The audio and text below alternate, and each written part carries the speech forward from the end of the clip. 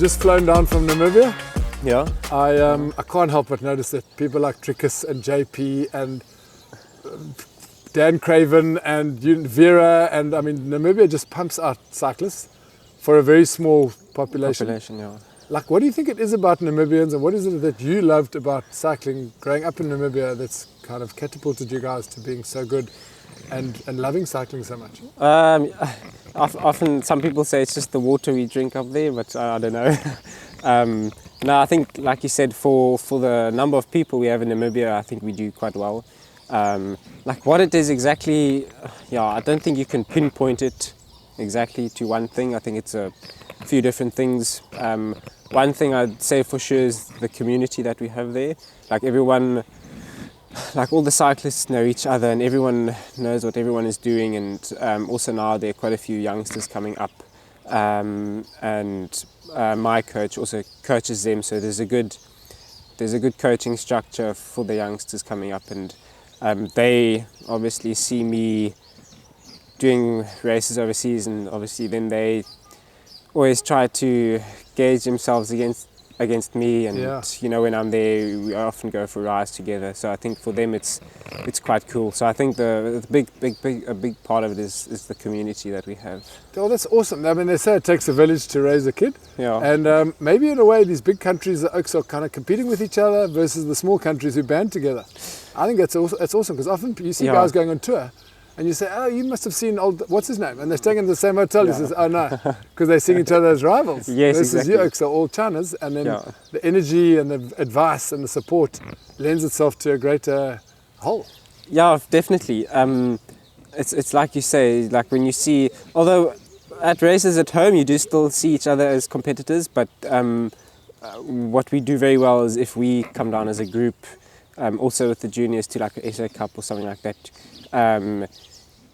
we band together properly and we always cheering for each other, and I think some of the South Africans, they see that as well, and we've had some of the parents come to us and say it's just like crazy how we come together, the spirit of camaraderie that we have, which is always nice to see. And I mean, it's you're out there riding bikes, having fun. So, and you're all great people. I mean, I get to do this for a living, and I've never not enjoyed a Namibian. Okay, they're so down to earth and so comfortable with themselves, and always so strong. I don't know. It must be this German, Dutch, something blood, or the boerewors that you eat. Maybe it's a boerewors. It's a lot of meat. But so I've known you for a little while. I've got to know you since you were a lightie, and we talked because your results have been incredible. They've spoken for themselves. And just 2 years ago, I remember saying to you, are we going to do the interview? And you said, well, I can't really. And I said, well, let's just shoot your bike. And you said, I can't really. And I was like, why? And you said, I think I've got a big team announcement coming up. I might be changing bikes. Okay. And here you are. Yeah. Team Toyota Specialized at last, the big league. Yeah, it's been it's been great. I mean, I've been lucky enough and privileged enough to have some really good support from the beginning. End of last year I got the opportunity to join Toyota Specialized. And then, I don't know if Matt let you win, but quite early on you drilled your own legend, I mean the power man himself, Matt Beers, you beat him, and then people were like, geez, who is this kid? Like, people are still probably saying that a lot, but those in the know have seen that you've got the results. I mean, you went to the Olympics 4 years ago already, so you've had the ideal launch pad, and you are obviously slightly taller. You seem to really like marathon. You've done so well in the marathon. You've been doing really well. You've done really well on the gravel bike. You're a taller oak, a bit like a Matt Beers. What's your feeling in terms of where your career's going at this? It's an early stage, and you're obviously pretty good at everything. But where are you feeling like you're headed? I mean, I started with cross country, and I think that was largely due to the fact that cross country is so like hyped up, mainly because it's just shown on TV. Globally. Yeah, look, I mean, it's a spectator sport. It's a spectator sport of note. Nothing better than when those chainsaw stuff going and the crowds go crazy. Exactly. So that was always kind of like the aim, and then a few years, 2-3 years ago, I started doing some of the marathons, because I mean we have so many awesome marathon events. I think it's definitely some of the top events in the whole world, like organisation wise and like trails wise. So I started doing a few of those and like got a few okay results. So I think it's always difficult. I think the cross country, unfortunately, in Southern Africa has just been dying down slowly but surely. And to be able to compete in Europe, you have to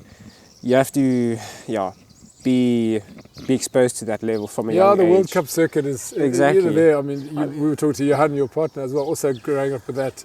You guys are going to be on another level just because of that exposure. I mean, people like Matt didn't have that. No, for sure. And I mean, if you look guys that are doing well, like Alan, if you look back, he's been exposed to that level since juniors, before juniors even, and it's like it's difficult to compete against the guys in Switzerland who've been racing Swiss Cups and everything since they were 14, 15 years, even younger actually.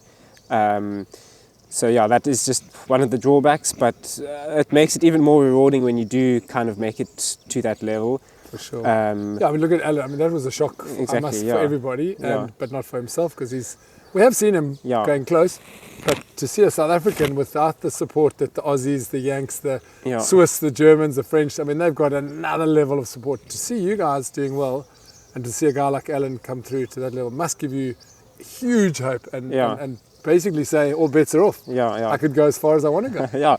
No, I think it's like I always believe if you really want something and if you're really willing to work hard for it, then a lot of things are possible. Just a quick little word on your equipment, your infrastructure. Like you said just now, you're tired. It's been a big year. You've been traveling a lot. You're going to different races, different bikes, flights.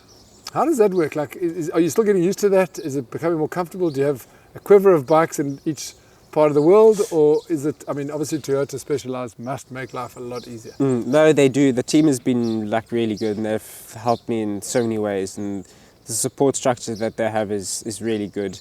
But I mean, as a professional athlete, I mean, traveling is just all part of it, and it's like I said, it's been a long year, a lot of traveling, and it's just something I've been trying to get used to, and will have to get used to in the future as well. So I just love it. At the moment, there's nothing else I'd want to do. I just love the lifestyle. It's, beautiful. Amen to that. Let's go ride our bikes. Thank you. Let's go.